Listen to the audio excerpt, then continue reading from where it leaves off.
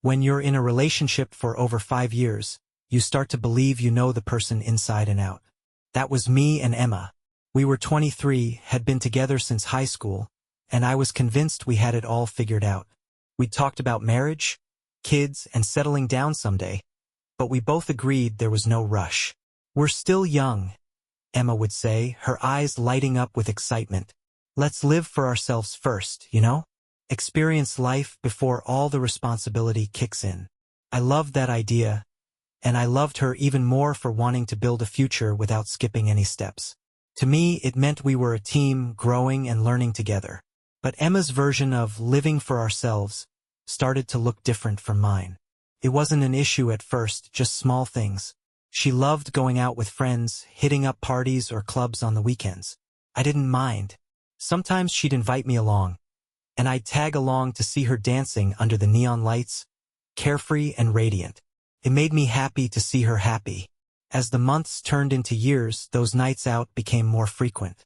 "It's just a girls' night," she'd say as she slipped on a little black dress and adjusted her earrings. "I won't be late." She always said that, but late seemed to stretch further every time. One Friday, I tried to join her, hoping to relive the fun nights we'd shared when we first started dating. "Do you really want to come?" she asked, her tone casual but her words cutting deeper than she probably intended. "It's going to be boring for you. Just me and the girls, you know?" That was the first time I felt a pang of something. Unease, maybe? A tiny crack in the foundation of my trust. But I shook it off. She wasn't doing anything wrong. Was she? Her nights out stretched longer. Sometimes, she wouldn't come home until the sun was creeping through the blinds. "The Uber took forever," she'd explain, tossing her heels onto the floor. Or, "I crashed at Kim's place so I wouldn't wake you." Logical reasons. Believable excuses. But there was something about the way she said them. Too quick, too rehearsed. One Saturday morning, after another all-night outing, Emma came home looking exhausted. Her eyeliner was smudged, and her hair was a mess. "Rough night?" I asked as casually as I could, though the weight in my chest told a different story. "You have no idea," she said with a tired laugh, heading straight for the shower. Her phone, usually glued to her hand, sat forgotten on the couch. I stared at it for what felt like hours but was probably only seconds. I'm not the kind of guy who snoops, at least I didn't think I was, but something in my gut twisted, urging me to pick it up. When I opened her gallery, my heart sank. There it was, a picture of Emma at the club. Not just any picture, though. She was wrapped in the arms of a man I recognized, the owner of the club she frequented. His hand rested too comfortably on her waist, and her smile wasn't one I'd seen in a while. The room felt like it was spinning. My hands trembled as I locked the phone and set it back down, my mind racing. When she came out of the bathroom, I couldn't hold back. "Who's this?" I asked, holding up her phone. Her expression shifted in an instant. Shock, guilt, then calm composure. "Oh, that's just Nick," she said, brushing it off like it was nothing. "He's the owner of the club. Everyone was taking pictures with him last night. Like this." My voice was sharper than I intended. "You're overreacting," she said with a sigh. "It's just a picture." But to me it was more than that. It was a crack in the image I'd built of us. And no matter how much she insisted it was nothing, I couldn't shake the feeling that something was terribly wrong. I didn't plan on letting it go, not this time. That photo was burned into my mind, and every time I closed my eyes, I could see it again. Emma smiling like she didn't have a care in the world, leaning into that guy like they'd known each other forever. "Overreacting," I repeated, my voice rising despite my effort to stay calm. "Emma, this isn't some casual snapshot. Look at the way he's holding you. Look at how you're smiling at him." She rolled her eyes, crossing her arms defensively. "Do you hear yourself right now? It's just a picture. For God's sake. Do you want me to stop taking pictures with friends now? Should I avoid all guys altogether?" Her dismissive tone hit me like a slap. Friends? Did she think I was stupid? I stood there, trying to keep my voice steady. "This isn't about you taking a picture. It's about how close you two look. About how you didn't even mention him to me before. About how About how you don't trust me. She cut in, her voice sharper now, her eyes narrowing. That's what this is really about, isn't it? You think I'd cheat on you. The word hung in the air like a ticking bomb. Cheat. It felt too raw, too real, and hearing her say it out loud made my stomach twist. I don't want to believe that, I said quietly, my voice almost breaking. But this doesn't look right, Emma. You have to see that. She sighed, running a hand through her damp hair. You know what your problem is? You're paranoid. I told you it's nothing and you're making it into this massive thing. I can't even go out with my friends without you accusing me of something. Accusing you? I snapped, finally losing my grip on my temper. Emma, do you think I want to feel this way? Do you think I like doubting you? You've been coming home at all hours, spending more time out than you do with me, and now I see you like this, with some guy I've never even heard of, and I'm just supposed to shrug it off. Her face flushed with anger, and I could see the frustration bubbling just under the surface. I told you what happened, she yelled. He's the club owner. I didn't even want that picture. Someone else took it and sent it to me. But no, you're too busy playing detective to actually listen to me. That's because you're not being honest. I shot back, the words escaping before I could stop them. Her eyes widened, a mix of anger and hurt flashing across her face. Not honest? Are you kidding me? I have done nothing to deserve this. You're the one digging through my phone and questioning me like I'm on trial. I wouldn't have to dig if you didn't keep secrets. I shouted, my voice cracking under the weight of it all. You know what's worse than finding that picture, Emma? The fact that you didn't even think to tell me about it. You let me find out like this, and now you're acting like I'm the bad guy for being upset. She opened her mouth to respond but stopped herself, pacing the room instead. Her hands clenched into fists at her sides. I can't do this with you right now, she muttered, grabbing her phone off the couch. Don't walk away from me, I said, stepping in front of her. Move, please, she said coldly, her eyes fixed on the floor. No, I said, my voice firm but trembling. We're talking about this. You can't just shut me out, Emma. Not this time. Her eyes snapped up to meet mine, and for the first time I saw something that looked like fear, or maybe it was guilt. What do you want me to say? She said, her voice quieter now. That I'm sorry you feel this way? That I'm sorry you don't trust me? No, I said, my voice softening. I want you to tell me the truth, the whole truth, whatever it is. She stared at me for a long moment, her jaw tightening. I already did, she said finally, her tone flat and emotionless. You're just too stubborn to believe me. The words hit me harder than I expected. I stepped back, letting her walk past me to the bedroom.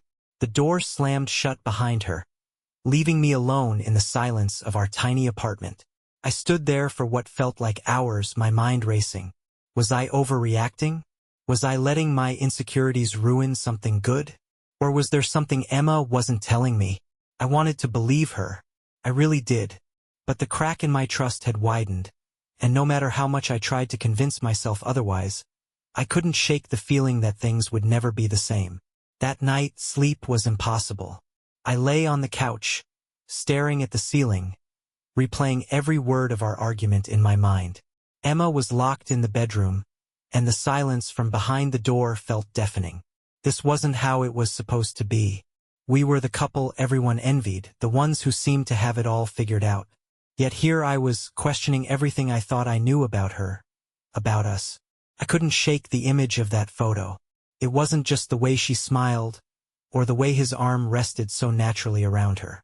It was the way she had brushed it off so easily, like I was the crazy one for even bringing it up. Maybe she was right. Maybe I was paranoid. But if that were true, why did my chest feel like it was being crushed under the weight of something I couldn't quite name? The next morning, Emma emerged from the bedroom, her hair disheveled and her face pale. She avoided my gaze as she moved around the kitchen, grabbing a mug for coffee like it was just another day. We need to talk, I said, breaking the fragile silence. She didn't look at me. I don't think there's anything left to say. There's plenty to say, I countered, my voice steady but firm. We can't just sweep this under the rug, Emma. Not this time. She sighed, setting the mug down a little too forcefully. Support the channel by subscribing. It really makes a difference. What do you want me to say, huh? That I'm sorry for going out? That I'm sorry for taking a stupid picture? Because I've said it already, over and over. It's not about the picture, I said, running a hand through my hair. It's about the fact that you don't see how this looks. It's about the fact that you've been distant for months, and I've been pretending everything is fine when it's not. Distant? She repeated, finally looking at me. I'm not distant. I just have a life outside of you, and apparently that's a crime now. Don't do that, I said, my frustration bubbling to the surface. Don't twist this into me being controlling. You know that's not what this is about. Then what is it about? She snapped, throwing her hands up. Because all I see is you accusing me of something I didn't do. You're blowing this way out of proportion, and I don't know how to make you see that. I opened my mouth to respond, but the words caught in my throat. She was good at this, turning things around, making me question myself. But I couldn't let her distract me this time. Emma, I said, my voice softer now. I love you. You know that. But I can't keep pretending everything is fine when it's not. I feel like I'm losing you, and I don't even know why. Her expression faltered for a moment, and I thought I saw something. Guilt. Maybe? Sadness? But it was gone as quickly as it appeared. You're not losing me, she said, her tone quieter. I'm still here, aren't I? Physically, yeah, I said, taking a step closer to her. But emotionally, you're a million miles away, and I don't know how to reach you anymore. She stared at me, her lips pressed into a thin line. I don't know what you want from me, she said finally. I'm trying, okay? I'm trying to make this work. But you're making it so hard. The words stung more than I expected.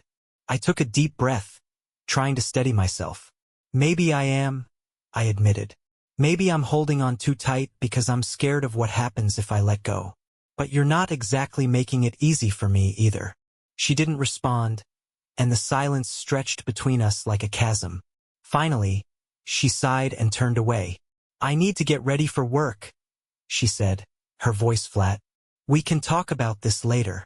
I wanted to stop her, to push for answers, but something in her tone told me it would only make things worse. So I let her go, watching as she disappeared into the bathroom. The rest of the day passed in a haze. I couldn't focus on work, couldn't concentrate on anything but the growing distance between us. Every time I thought about that photo, my chest tightened. Every time I replayed our argument, I felt a mix of anger and helplessness. That night, Emma came home late again. She said she had stayed for drinks with a coworker, but the way she avoided my eyes told me there was more to the story. I wanted to ask her about it, to demand the truth, but I was too tired to fight. Instead, I lay awake in bed, staring at the ceiling and wondering how we had gotten here. How had we gone from being inseparable to this? Two people sharing a space but not a connection. I didn't know it then, but that night was just the beginning. The first crack in the dam had appeared, and it was only a matter of time before everything came crashing down. The days that followed were tense and quiet, like the calm before a storm. Emma and I barely spoke, and when we did, it was surface level at best, questions about groceries, comments about the weather, the kind of hollow conversations that felt more like going through the motions than actually living together. But the silence didn't make the questions in my head go away. If anything, it made them louder. Why did she look so guilty? Why was she so defensive? Was I really overreacting? Or was there something she wasn't telling me? It didn't help that she was still going out. Not as often as before. Maybe she was trying to meet me halfway, but enough to keep the unease simmering in my chest. Each time, she'd leave with a vague explanation. Just catching up with some friends. Or, I'll be home early, promise. She wasn't home early. One night, after another late return, I decided I couldn't take it anymore. She walked through the door at nearly 2 a.m., her makeup slightly smudged, her steps unsteady. I was waiting for her on the couch, and the sight of her made the words burst out of me. Who is he, Emma? She froze, her hand still on the doorknob. What? You heard me? I said, standing up. My heart was pounding, but I forced my voice to stay steady. Who is he? The guy you're sneaking around with. Her eyes widened, and then she laughed. A short, bitter sound that made my stomach twist. You're unbelievable, she said, shutting the door behind her. There's no one else, okay? How many times do I have to say it before you get it? Then why do you keep lying to me? I demanded, taking a step closer. Why are you always out so late? Why do you come home looking like... I gestured at her, unable to finish the sentence. Like what? She shot back, her voice rising. Like I've been out having fun? Like I've been living my life? God forbid I do anything without you breathing down my neck. Don't turn this around on me, I said, my frustration boiling over. You've been acting weird for months, Emma. Ever since that photo. You can't tell me everything's fine when it's so obviously not. What do you want me to say? She yelled, throwing her purse onto the floor. That I'm sorry for going out? That I'm sorry for not being the perfect girlfriend who sits at home waiting for you to trust me? Because guess what? That's not who I am. No, I said, my voice shaking with anger. I want you to tell me the truth. She stared at me, her chest rising and falling with quick, shallow breaths. For a moment, I thought she might actually say something, but then she shook her head. I'm done with this conversation, she said, turning toward the bedroom. No, you're not, I said, grabbing her arm. Not hard, just enough to stop her. You don't get to walk away this time, Emma. You owe me an explanation. She yanked her arm out of my grasp, her eyes blazing. I don't owe you anything, she snapped. You've already made up your mind about me, so what's the point?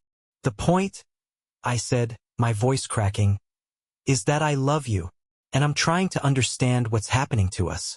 But you're not even giving me a chance. For a second, I thought I saw her soften. Her eyes flickered with something. Pain, maybe, regret, but it was gone as quickly as it came. I don't know what you want from me, she said, her voice quieter now. I've told you the truth. If you don't believe me, that's on you. And with that, she walked into the bedroom and slammed the door. I stood there, staring at the closed door, my hands clenched into fists at my sides. Part of me wanted to follow her, to keep pushing until I got the answers I needed. But another part of me, the exhausted, defeated part, knew it wouldn't make a difference. I sank back onto the couch, my head in my hands. Was I wrong? Was I seeing things that weren't there?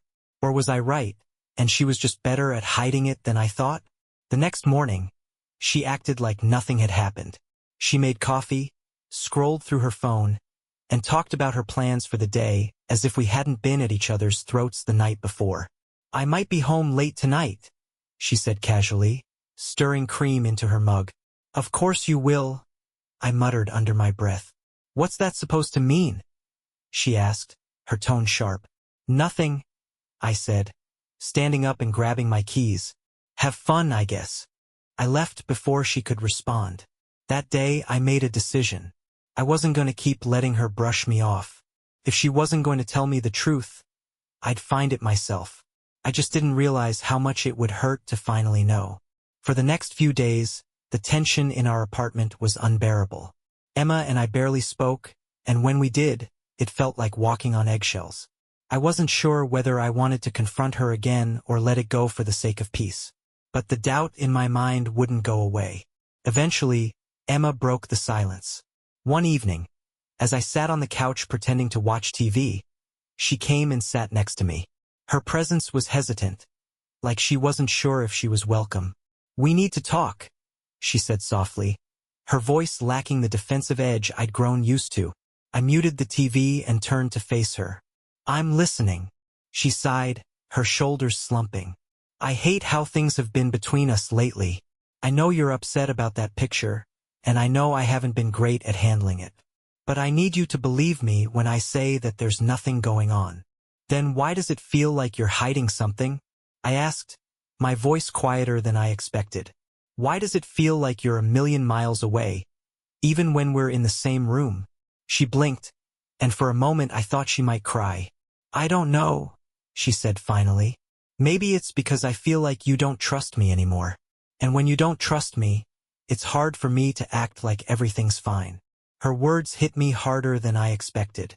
Was I the problem? Was my paranoia driving a wedge between us? I didn't want to believe it, but part of me wondered if she was right. Emma, I said, leaning forward. I want to trust you. I really do. But it's not easy when you keep shutting me out. I need you to meet me halfway here. I know, she whispered, looking down at her hands. And I'm sorry for how I've been acting. I guess I just got defensive because I felt attacked. But I swear, I'm not hiding anything from you. That picture was just a stupid moment that didn't mean anything. Support the channel by subscribing. It really makes a difference. I wanted to believe her. I wanted so badly to believe that this was all in my head, that the girl I loved hadn't betrayed me. And in that moment, I decided to give her the benefit of the doubt. Okay, I said finally. I'll try, but I need you to be honest with me. Emma, no more secrets, no more brushing me off. Can you do that? She nodded, her eyes meeting mine. I can do that. For the first time in weeks, it felt like we were on the same page. She apologized again and again, her words tumbling out in a rush as if she were afraid I might change my mind. Over the next month, things slowly started to improve. Emma made a real effort to spend more time at home. The late-night outings became less frequent, and when she did go out, she'd send me texts to let me know where she was and when she'd be back. It felt like we were rebuilding the trust that had been lost, piece by fragile piece. But there were cracks I couldn't ignore. One Friday night, a few weeks after we made up, Emma mentioned she was going to the club for a friend's birthday. Just for a couple of hours, she said, pulling on her favorite black heels. I'll be home by midnight. I forced a smile and nodded. Have fun. Midnight came and went, and Emma still wasn't home. I tried not to panic. Maybe she lost track of time. Maybe her phone died. But as the clock ticked past 2 a.m., I couldn't help but wonder if I'd been too quick to trust her again. She finally stumbled in at 2:30, her cheeks flushed and her eyes glassy. Sorry I'm late, she said, kicking off her shoes and collapsing onto the couch. The party went longer than I expected. Did you have fun? I asked, trying to keep my voice neutral. Yeah, she said with a tired smile. It was nice to catch up with everyone. I nodded, but the unease in my chest wouldn't go away. I wanted to ask more questions, to dig deeper, but I knew it would only start another fight. And I wasn't sure if I could handle another fight. As the weeks went by, Emma continued to go to the club, but much less often than before. She was careful now, always letting me know where she was and who she was with. She even invited me to come along a couple of times, but I always declined. The thought of walking into that place, of seeing the owner again, was too much for me to handle. I told myself things were getting better. I told myself that we were okay. But deep down, I knew the doubt was still there, lingering in the background like a shadow I couldn't shake. It wasn't something I could fix with apologies or promises. It was something I'd have to live with, at least for now. Little did I know, this was only the calm before the storm. The next few months were a balancing act, but somehow, Emma and I found a way back to something resembling normal. It didn't happen overnight, and it certainly wasn't easy. At first, every conversation felt like navigating a minefield. I'd tread carefully, afraid of saying the wrong thing, while she seemed determined to prove she was trustworthy. She started making small changes that I didn't expect. She'd plan date nights for us. Dinners at cozy restaurants, movie marathons at home, or long walks in the park where we talk about anything and everything except the tension that had been consuming us. It wasn't perfect, but it was something. One evening, we were lying on the couch after dinner, scrolling through Netflix to find a movie we'd both agree on. She turned to me suddenly and said, "I've been thinking about cutting back on going out." That caught me off guard. "Really?"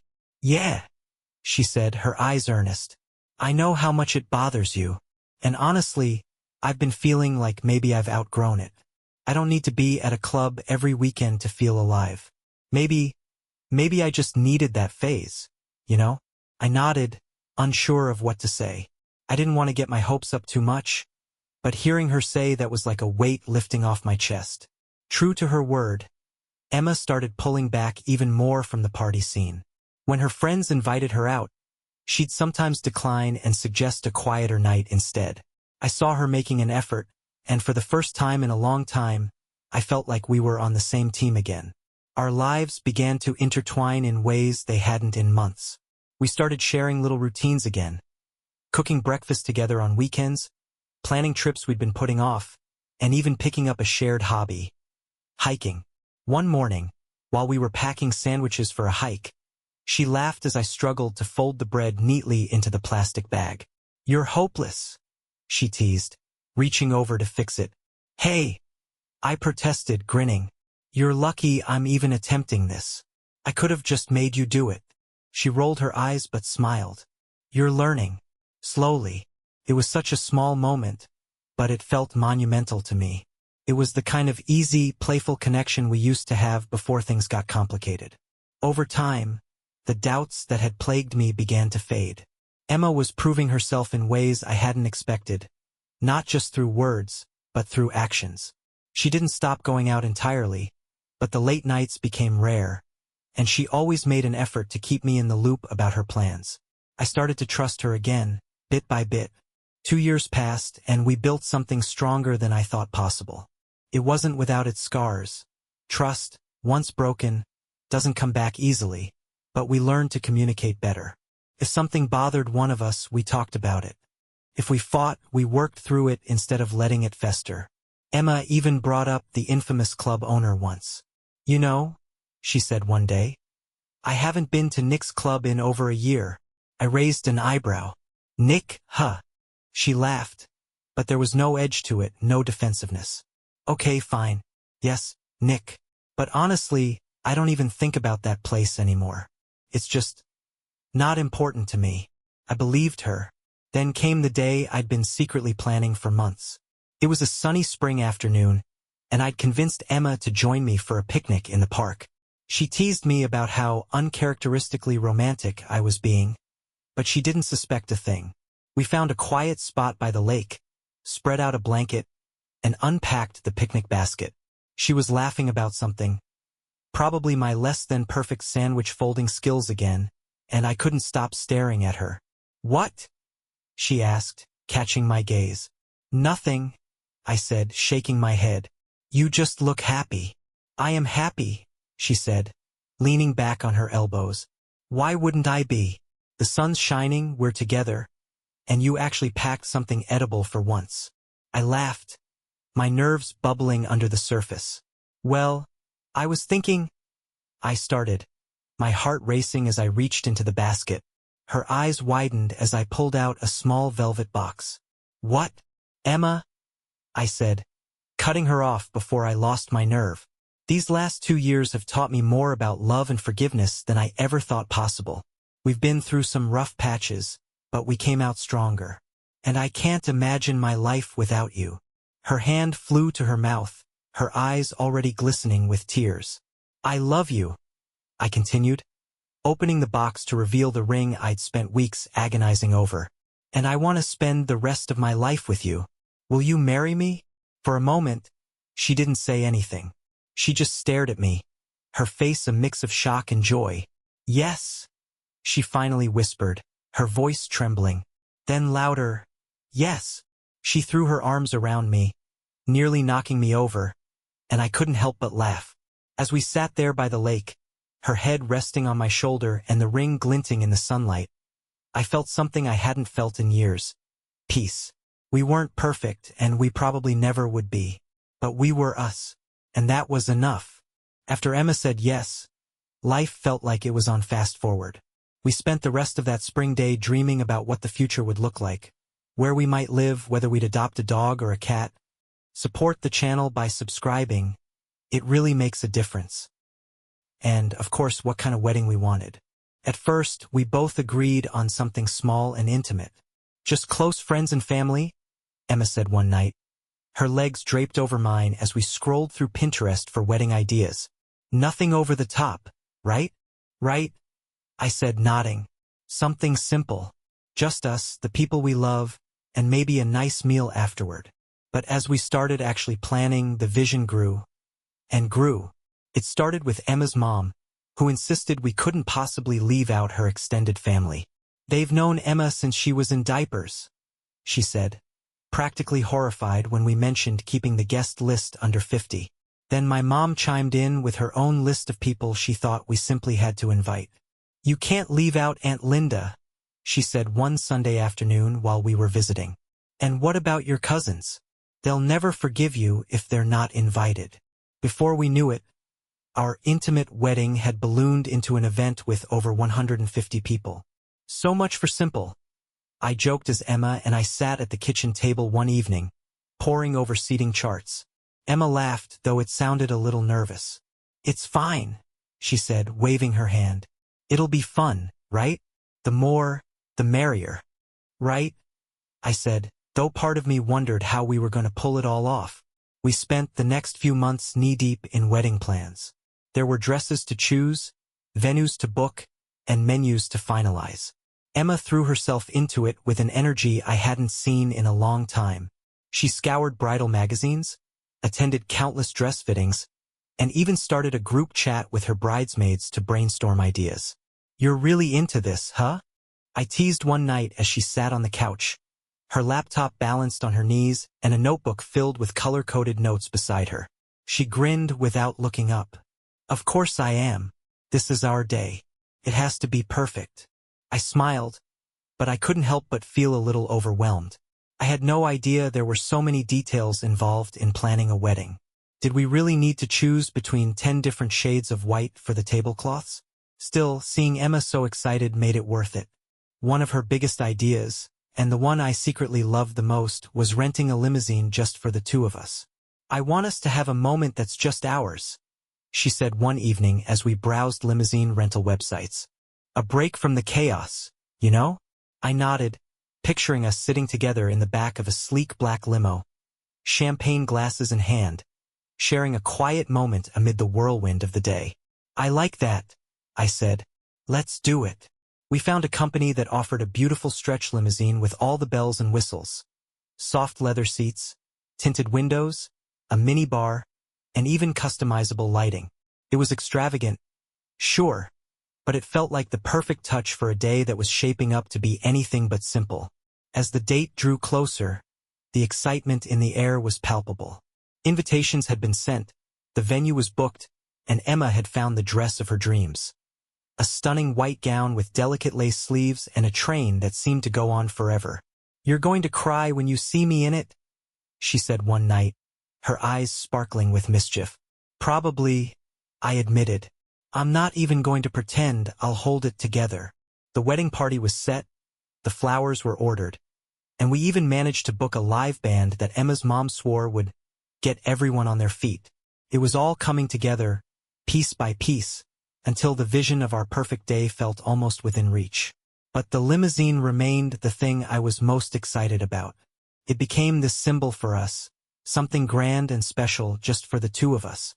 Every time we talked about the wedding, I'd picture us climbing into that limo after the ceremony, the doors closing behind us as we took a moment to breathe and let it all sink in. "I can't wait," I told her one night as we lay in bed, staring up at the ceiling. "Me neither," she said, her voice soft and full of hope. "It's going to be amazing," and I believed her. For the first time in a long time, I felt like we were on solid ground, building something that would last. What I didn't know was that this perfect day, the day we had poured so much of ourselves into, was also going to be the day everything fell apart. The wedding day was everything we had planned and more. The venue was stunning. A sprawling outdoor space with fairy lights strung across the trees, tables draped in white linens, and floral arrangements that filled the air with the scent of roses and lavender. Emma looked radiant in her dress, and I could barely breathe when I saw her walking down the aisle toward me. Guests laughed, cried, and cheered as we exchanged vows. The band played beautifully, and the dinner was perfect. I even caught myself thinking, this is it. This is the beginning of forever. The limousine was waiting for us, just as we had planned. It was sleek and elegant, parked near the venue, ready to whisk us away after the ceremony. But we had decided to let the party continue for a while before sneaking off for our private escape. As the night wore on, the celebration shifted into full swing. The dance floor was packed, the drinks were flowing, and laughter echoed through the air. Emma was the star of the night, spinning and laughing with her friends, her cheeks flushed with happiness. At some point, I realized I hadn't seen my phone in hours. I checked the table where I'd been sitting earlier, the pockets of my jacket, and even asked a few of the groomsmen if they'd seen it. Nothing. Then it hit me. I must have left it in the limousine. It was nearing midnight, and most of the guests were still on the dance floor or mingling near the bar. I slipped away quietly, figuring it would only take a minute to grab my phone. The limo was parked at the edge of the lot, just beyond the glow of the venue lights. The cool night air wrapped around me as I approached it, my shoes crunching softly against the gravel. I could see the faint outline of the car under the dim glow of a nearby street lamp, the sleek black surface reflecting the pale light. When I reached the door, I hesitated. I didn't know why. Something about the stillness of the night felt off. Shaking my head, I brushed the thought aside and reached for the handle. As the door swung open, the world seemed to tilt on its axis.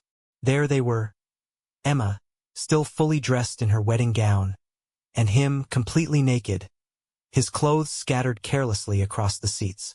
Her hands were on his chest, and they were locked in a heated embrace, oblivious to the fact that someone had just opened the door. For a moment, I couldn't move. My brain struggled to process what I was seeing. The laughter from the wedding, the music, the joy. It all faded into a deafening silence. Emma, the word escaped my lips before I could stop it. Barely more than a whisper. Her head snapped around, her eyes wide with shock and something that looked like fear. The man, Nick, the club owner, grabbed a jacket from the seat and scrambled to cover himself, his movements frantic and clumsy. "Oh my God!" Emma stammered, her voice trembling. This isn't what it looks like." But it was exactly what it looked like. I stepped back, the door swinging shut between us, but I could still see them through the tinted window. Emma was saying something, her lips moving rapidly, but I couldn't hear her over the sound of my own heartbeat thundering in my ears. I staggered backward, my hands trembling, the realization hitting me like a physical blow. This wasn't just a betrayal. This was the ultimate slap in the face. On our wedding day, the limo door opened again, and Emma climbed out, her dress rustling as she hurried toward me. "Wait," she said, her voice desperate. "Let me explain." "Explain," I said, my voice rising. "Explain what, Emma? That you couldn't even wait until the wedding was over to cheat on me? That you chose him? Here." Tears streamed down her face as she reached for me, but I stepped away. I don't know what I was thinking," she sobbed. "It was a mistake. A mistake." I snapped, the words spilling out of me like poison. "A mistake is forgetting your vows, Emma. This is something else entirely." Behind her, Nick had awkwardly climbed out of the limo, still trying to pull his pants on. "Hey man," he started, his voice low and defensive. "This isn't her fault. It's on me." "Shut up," I said, turning on him.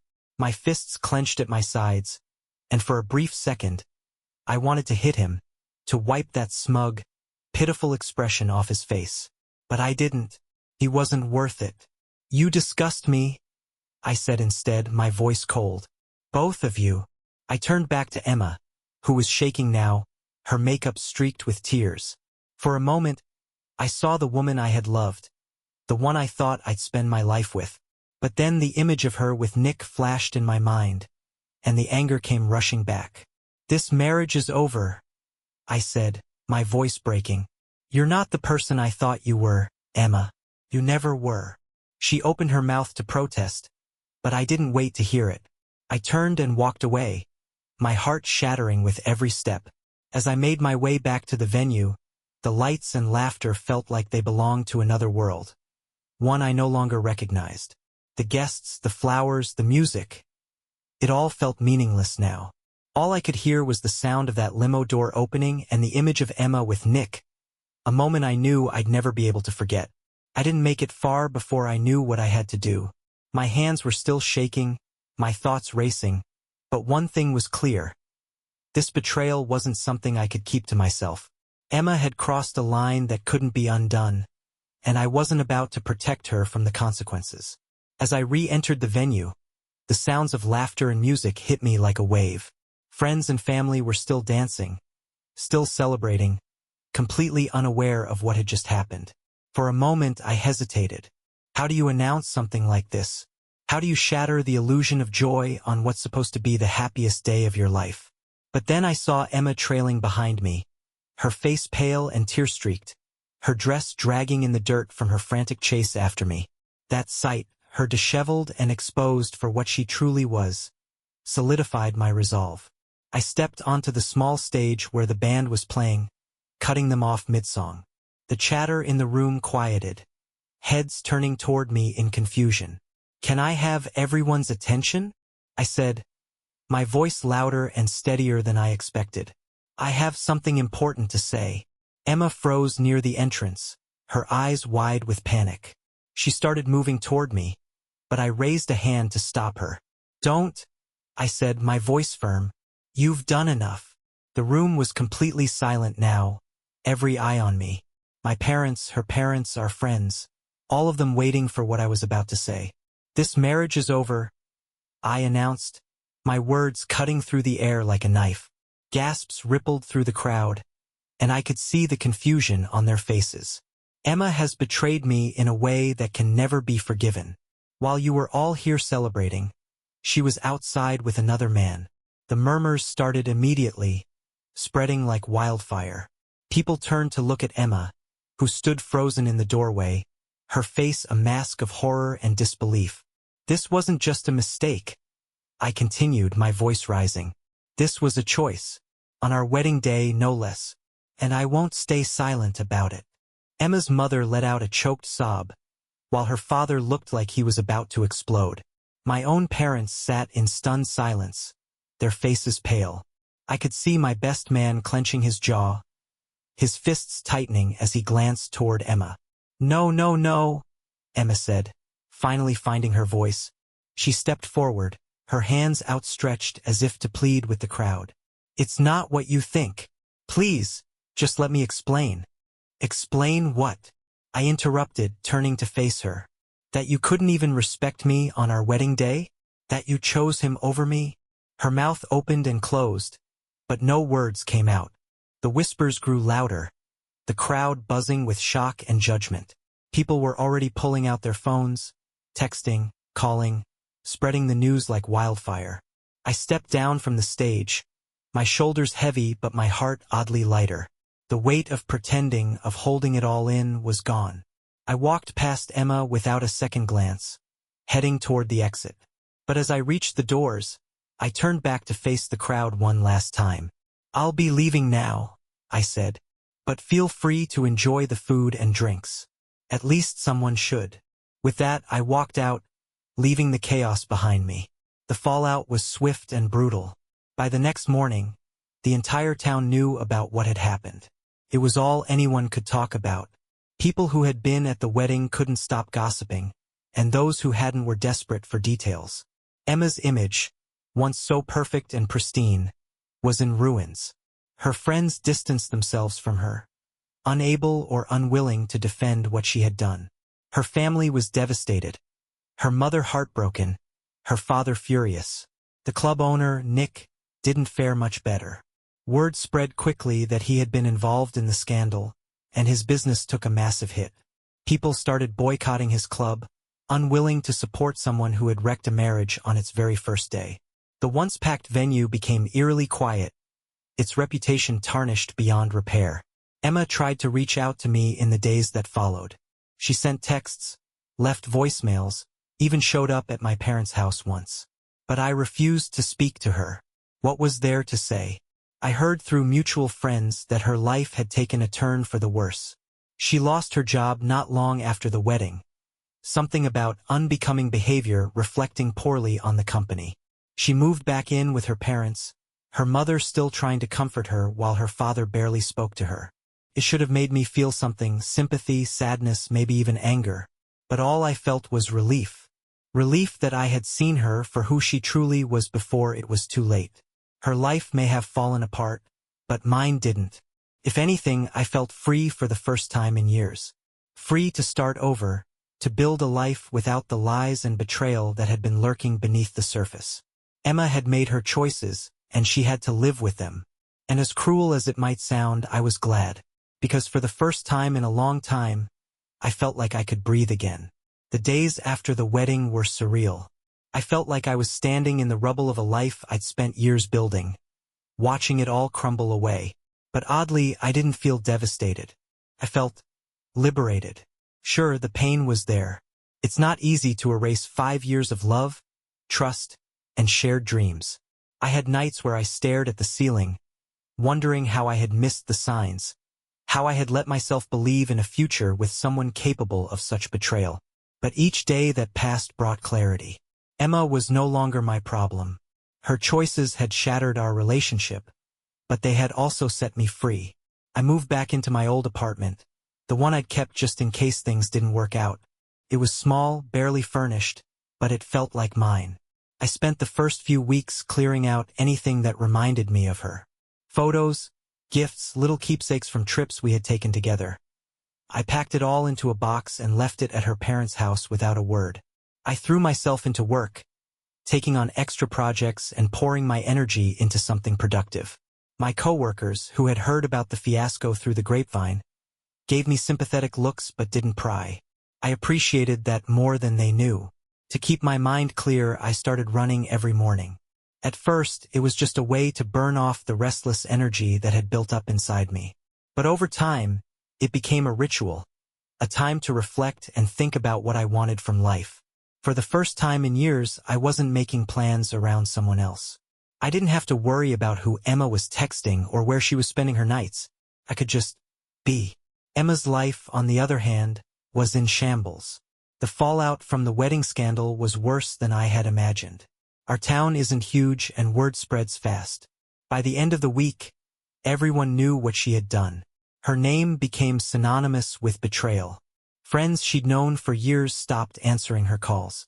Even the ones who tried to stay neutral eventually distanced themselves, unwilling to associate with the storm that followed her wherever she went. Her family was torn apart. Her mother, who had once adored me, begged me to forgive her. "She made a mistake," she said over the phone one evening. "She knows she was wrong. Can't you just talk to her?" "I'm sorry," I replied, my voice steady. "But there's no coming back from this." Her father, on the other hand, didn't even try to defend her. According to mutual friends, he barely spoke to her after the wedding. The shame of what she had done, on a day he had proudly walked her down the aisle, was too much for him to bear.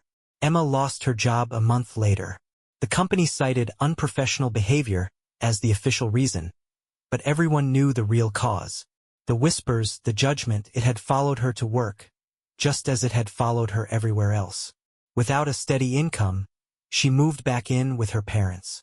Her once vibrant social media accounts went silent, the perfectly curated posts replaced by nothing but a profile picture and a blank bio. And Nick? His life wasn't much better. The club, once the hottest spot in town, was practically deserted. Couples didn't want to celebrate anniversaries or engagements at a place linked to infidelity, and the regulars moved on to other venues. Rumor had it that he was struggling to keep the business afloat. I wish I could say I felt bad for her, for both of them, but I didn't. Emma and Nick had made their choices, and now they were living with the consequences. As for me, I started rebuilding. Slowly, carefully, but with purpose. I reconnected with old friends, people I hadn't seen much of during my relationship with Emma. They welcomed me back without hesitation, reminding me of the life I'd almost forgotten. 6 months after the wedding, I joined a local hiking group. It was something I'd always wanted to do but never got around to. That's where I met Natalie. She wasn't flashy or overly outgoing. She was kind, grounded, and had a laugh that could light up a room. We started as friends, bonding over shared trails and late-night campfire conversations. But as the months went by, it became something more. With Natalie, There were no secrets, no games, no lingering doubts. Just honesty and a connection that felt genuine. One evening, as we sat by a lake watching the sunset, she asked me about my past.